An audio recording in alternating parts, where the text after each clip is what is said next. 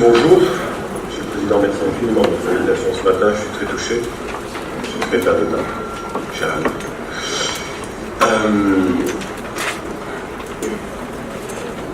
Merci pour ces deux discours. Merci pour ces deux discours. Je vous ai dit, Monsieur le Président, tout à l'heure, vous avez tout dit. Je vous demandais même votre discours, la copie, pour l'envoyer à Bruxelles. Je vais essayer de dire les mêmes choses, mais peut-être différemment. Je suis très heureux d'être en Tunisie, comme tous mes collègues ambassadeurs ici. Je suis aussi très fier de servir l'Europe, de représenter et de servir l'Europe ici, dans ce moment si particulier en Tunisie. Et je ne suis qu'un hôte de passage en tant qu'ambassadeur. Et ce n'est pas à moi, peut-être, à le dire, mais vous savez combien, ceux qui me connaissent personnellement dans cette assemblée, combien j'aime la Tunisie à titre personnel. Je crois qu'il faut, en ce moment si particulier de l'histoire de la Méditerranée, être fier d'être tunisien. Parce qu'il y a les enjeux, parce qu'il y a les divisions, parce qu'il y a les menaces, parce que le monde est ce qu'il est, parce qu'il y a l'époque qui est très compliquée, ici, de ce côté-là de la Méditerranée, ou de l'autre côté de la Méditerranée. Être tunisien aujourd'hui, c'est une charge symbolique positive, qui encourage à espérer, à démontrer qu'il n'y a pas de fatalité.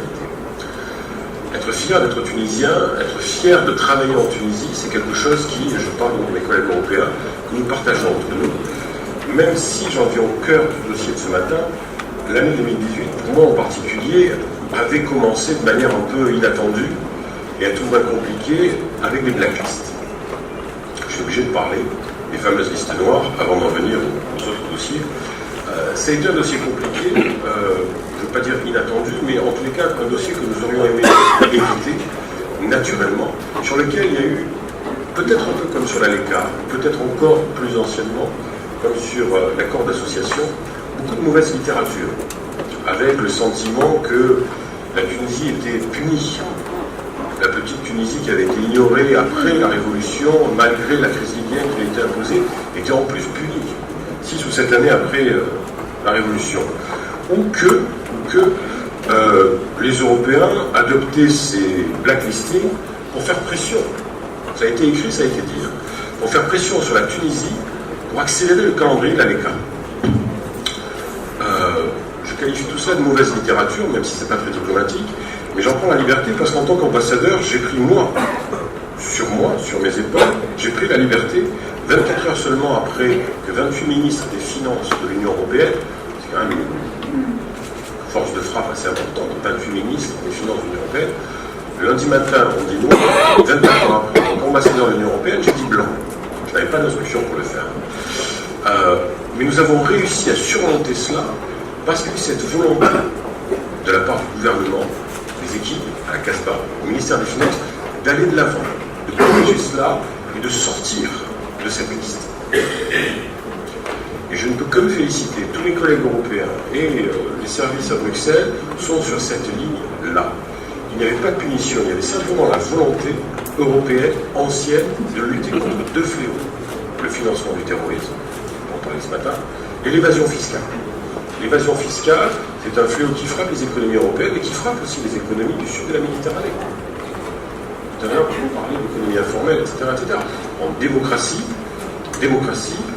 l'outil fiscal, l'impôt, est un élément fondamental pour les élus de la nation, pour ceux qui dirigent le pouvoir exécutif, assurer la meilleure redistribution de la richesse nationale. Une démocratie, c'est ça aussi. Et c'est pour cela, j'en suis convaincu, qu'avec les autorités tunisiennes, d'entrée de jeu, en l'espace de quelques jours, nous avons pu trouver les canaux de communication pour corriger cela. Bien évidemment, je dois aussi vous parler de la convergence entre l'onshore et l'offshore, puisque là encore, aujourd'hui, j'entends des discussions. Et bien évidemment, les services de la Commission européenne, pays de l'Union européenne, qui ont plus que d'autres peut-être certaines des entreprises ici en Tunisie, nous sommes posé la question. Est-ce que la convergence des deux taux peut aussi nuire aux 3000 entreprises européennes implantées en Tunisie qui sont exportatrices? Nous nous sommes posé la question, bien évidemment, au même titre que nous nous sommes posé la question vis-à-vis de l'économie tunisienne et de ses propres entreprises de fond. Nous avons considéré, en accord encore une fois avec les autorités tunisiennes, dans la mesure où ces mesures sont encore une fois, on parle d'un fléau qui n'est pas européen, un fléau qui est global, qui est mondial. Ces mesures devaient s'appuyer sur le volontarisme des États alliés, je parle des États alliés, je ne parle pas de partenaires, et que dans la mesure où certains de ces pays pouvaient être sur certains produits, certains services concurrentiels avec certains produits et services tunisiens, il n'y avait pas de risque de dumping, de concurrence déloyale fiscale. Je parle du Maroc, je parle de la Jordanie, je parle de la Turquie. Parce que tout le monde va devoir faire les mêmes efforts sur les mêmes dossiers. Je quitte les blacklists pour en venir au climat des affaires. Parce que là aussi, avec mes équipes, et avec les équipes gouvernementales, avec les milieux d'affaires tunisiens, avec les hommes et les femmes d'affaires tunisiens, nous travaillons beaucoup là-dessus. Je suis arrivé en septembre 2016, le climat des affaires était au cœur de la conférence Tunisie 2020. Et je suis de ceux qui considèrent que le climat des affaires, vis-à-vis des investisseurs européens ou étrangers, pèse plus en positif ou en négatif sur le cas qu'une blacklist quelconque. Et pour celles et ceux qui sont dans les affaires, ici aujourd'hui dans cette assemblée, vous le savez aussi bien que moi. Et là aussi, vous le savez aussi bien que moi, malheureusement, il y a des choix économiques, je veux dire, qui n'ont pas été heureux, qui ont été faits après la Révolution. Et aujourd'hui, ces choix économiques malheureux pèsent sur le volontarisme de l'économie des décideurs politiques et privés tunisiens. Nous le savons tous. Nous le savons tous. Ils freinent le retour de la croissance, ils freinent la lutte contre le chômage et le chômage des jeunes en particulier. C'est pas moi qui le dis, mais la Tunisie en 2012 était classée au 43e rang mondial. 6 années plus tard, on est au 88. Vous voyez, on est au 88e rang. Parce que des choix, l'absence de vision, l'absence de débat, etc., etc. Et le gouvernement se bat contre ça. Se bat contre cette vérité. Le climat des affaires, encore une fois, est quelque chose de mon point de vue capital, parce qu'il nous mène à une notion, un concept qui a été évoqué tout au long de l'été, depuis le premier semestre 2018, qui a été évoqué ce matin par le président et le coordonnateur, c'est le phénomène du brain drain. Là aussi, en toute amitié, en toute liberté, je crois qu'il est bon, dans l'intérêt premier de la Tunisie, de se poser la question s'il faut réfléchir uniquement en termes de brain drain ou de brain push. Hier matin, je lisais un article d'une journaliste belgo-marocaine sur la jeunesse, non pas de la Tunisie, mais la jeunesse de la région MENA. Et elle se basait sur des chiffres qui ont été rendus publics, des chiffres Nations Unies, Banque mondiale, et qui ont été rendus publics et débattus il y a 2 ans, soumis sur la gouvernance mondiale à Dubaï. J'ai obtenu 2 chiffres. Le premier chiffre, c'est que toute la jeunesse de la région MENA, 25 ans, la tranche d'âge de 25 ans, un quart ne vivra plus dans son pays d'origine. Alors bien évidemment, il y a les réfugiés, les jeunes réfugiés syriens, palestiniens, yéménites, libyens, libanais, etc. Mais ce gros quart de cette génération de 25 ans ne concerne pas que les réfugiés de guerre. Deuxième chiffre qui est plus édifiant, et encore une fois, il ne s'applique pas à la Tunisie, c'est un chiffre régional. Et c'est une des difficultés, un des enjeux de la région MENA, qui est malheureusement encore aujourd'hui la région la moins intégrée au monde, du point de vue économique. Je ne parle pas du Maghreb, je parle de la région. Selon ces chiffres-là, 98%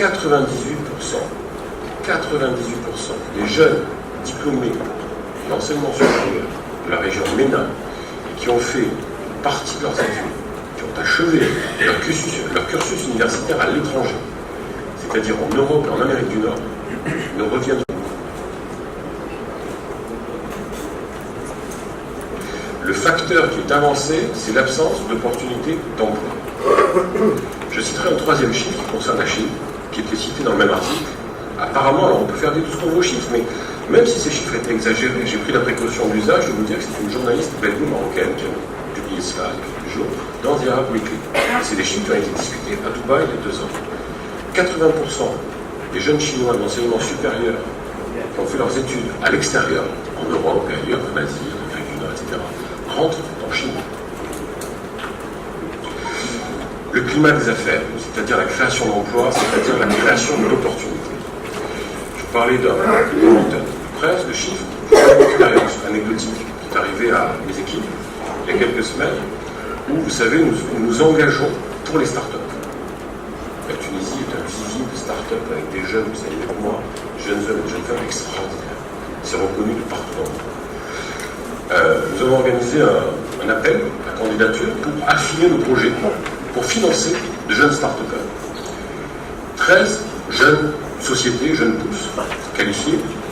Seulement 2 sur les 13 ont mis sur la table un projet qui prévoyait la mise en œuvre de leur invention, de leurs idées, localement, et qui prévoyait leur installation juridique, l'inscription au registre du commerce en Tunisie. Les 11 autres, soit parce que les fournisseurs, les passeurs de marché, etc., ne rentraient pas dans le cadre de leur projet, et donc de devoir se tourner vers les fournisseurs, les prestataires de services européens.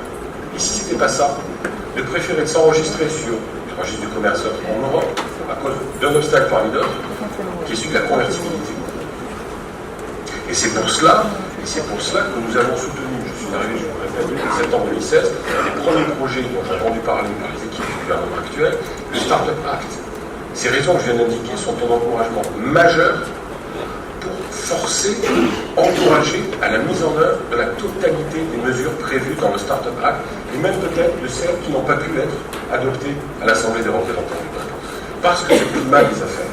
Parce que c'est le climat des affaires. J'en viens, et ce sera mon dernier point, pardonnez-moi si je suis un peu long, à l'ALECA. C'est un peu l'éléphant dans le magasin de à la différence de mes prédécesseurs, je me suis très peu exprimé publiquement sur l'ALECA. Je me rappelle, une de mes premières prises de parole publiques sur l'ALECA, c'était de souligner que l'ALECA ne résumait pas et n'épuisait pas la relation entre l'Union européenne et la Tunisie. Parce qu'outre le fait que la relation était historique, humaine, millénaire, politique, géographique, etc., d'ailleurs, aujourd'hui, dans mon budget de coopération, cette année 2018, c'est vraiment une année particulière pour moi, puisque j'ai 300 millions d'euros de dons pour la Tunisie. Et j'ai 300 millions d'euros avant la fin de l'année d'assistance macrofinancière. On a parlé hier matin avec le président de l'ARP, ça fait 600 millions d'euros cette année au total. Aucune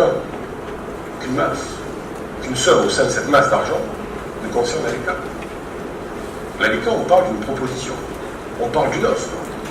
Donc, réduire l'offre européenne, notre relation à l'ALECA avec ou sans, non, ce serait réducteur. Est-ce que je peux vous garantir, pour ce que je viens de dire par rapport au blacklist, par rapport au climat des affaires, par rapport aux start-up, etc., au-delà de l'aspect commercial, c'est vrai, l'ALECA, ce sera un accord commercial. Mais avant toute chose, c'est ce qui est en jeu, c'est plus que l'arrimage, c'est l'intégration de l'économie tunisienne à l'économie européenne. Ni plus ni moins.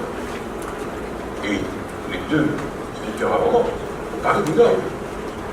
On a parlé de la mise à niveau, on a parlé de la réglementation, on a parlé de la transparence des marchés publics, des droits de la propriété intellectuelle, des droits de la concurrence, loyale, ouverte. Ni plus ni moins que cela. L'ALECA, c'est une offre qui est mise sur la table avec deux surcroît, et ça a été répété, je ne dis pas annoncé, répété en avril à Bruxelles par le président de la Commission européenne, lors de la visite officielle du chef du gouvernement fin avril. Ce sera un accord asymétrique et progressif, avec une période pour permettre justement l'ajustement, pour éviter les faiblesses, les défaillances, les distorsions qui ont été évoquées dans le deuxième discours, de 10 à 15 ans. De 10 à 15 ans, dans un monde où il faut être réactif au niveau d'un trimestre, voire moins. L'Europe accepte cela. Si l'on ne parle pas de l'ALECA en général, si je parle juste de l'accord commercial sur les domaines agricoles, on n'a pas parlé de l'agriculture.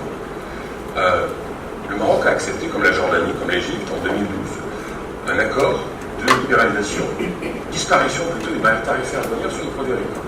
Aujourd'hui, 95% des productions agricoles marocaines pénètrent le marché européen sans aucun droit de douane, de taxes, etc. La Tunisie de l'époque a refusé ça. Encore une fois, l'ALECA, c'est une offre qui est sur la table.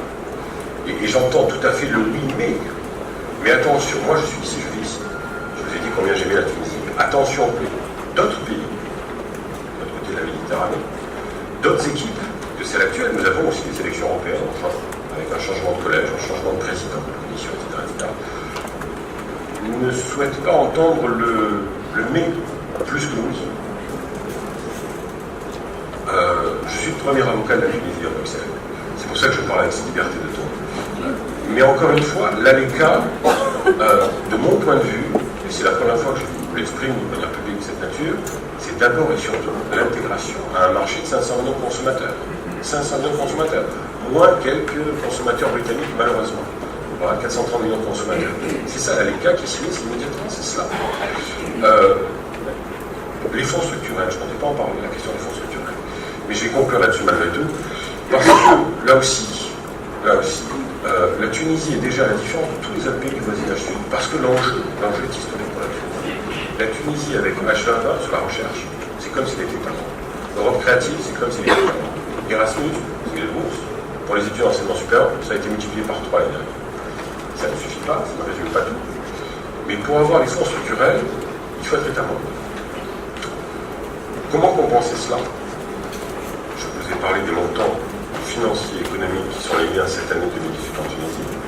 Il y a un événement en matière de diplomatie économique qui est survenu le 12 juillet de cette année en Tunisie. C'est un événement unique et sans précédent pour la Tunisie, mais aussi dans l'histoire de la diplomatie économique européenne à l'échelle mondiale. Pour la première fois, les 8 principaux bailleurs de fonds internationaux sont venus ensemble. FMI, Banque mondiale, Banque européenne de reconstruction et développement, BEI, Commission européenne, etc., etc. Les 8 principaux sont venus avec une analyse commune, ce qui est rare, sans nuance aucune, et un langage commun. Les 8 de dire nous sommes avec la Tunisie et nous voulons travailler pour la Tunisie, pour encourager des réformes que la Tunisie a d'elle-même considérées comme impératives. La redistribution, j'en parlais sur les blacklists, la redistribution pour accompagner et aider les classes les plus défavorisées. C'est ça aussi une démocratie, l'ascenseur social qui marche. Pour libérer les énergies dans le secteur privé, ce sont les termes qui ont été retenus, les éléments de langage. Libérer les énergies dans le secteur privé. Je parlais pas de la concurrence, donc déloyale, transparence, etc., etc. Et alléger la pression sur les finances publiques. Et pour aider la Tunisie à faire cela, on parle pas de fonds structurels, les 8 bailleurs de fonds sur la période 2018-2021 se sont mis d'accord sur une enveloppe de 5 milliards d'euros. 5 milliards d'euros. En prêt, en don, en assistance macro, etc., etc., 2018-2021. Où, justement, c'est là où il faut transformer l'essai et réussir le succès de la transition.